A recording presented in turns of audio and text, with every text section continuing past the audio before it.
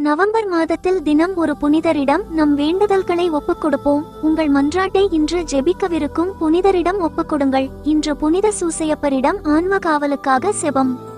புனித சூசையப்பரே, உமது அடைக்கலம் மிகவும் மகத்தானது, வல்லமை மிக்கது, இறைவனின் சந்நிதியில் உடனடி பலன் அளிக்க வல்லது. எனவே எனது ஆசைகளையும் எண்ணங்களையும் உமது அடைக்கலத்தில் வைக்கிறேன். உமது வல்லமை மிகுந்த பரிந்துரையால் உமது திருமகனும் எங்கள் ஆண்டவருமாகிய இயேசுவிடம் எங்களுக்கு தேவையான எல்லா ஆன்ம நலன்களையும் பெற்றுத்தாரும். இதன் வழியாக மறு உலகில் உமக்குள்ள ஆற்றலை போற்றி எல்லாம் வல்ல தந்தையாகிய இறைவனுக்கு நன்றியும் ஆராதனையும் செலுத்த கடவேன்.